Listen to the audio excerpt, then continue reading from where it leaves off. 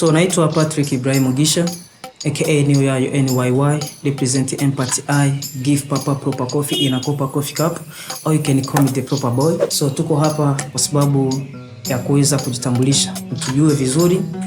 Nina miaka 29, alafu nimeanza muziki mwaka 2017, ndipo kari yangu ya muziki ilipoanzia.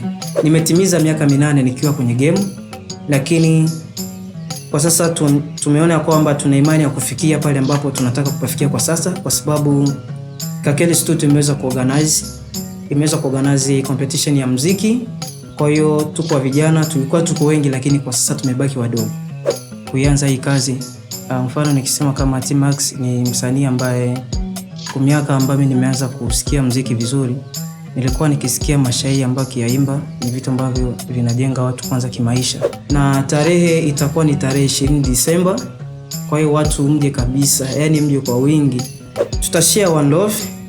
Kikubwa zaidi ni pale ambapo watu mnakuja kuipata burudani na pia kuona ukweli, kwa sababu ya talent ya wasanii wenu ambao wanahitaji kufika mbali kimalengo.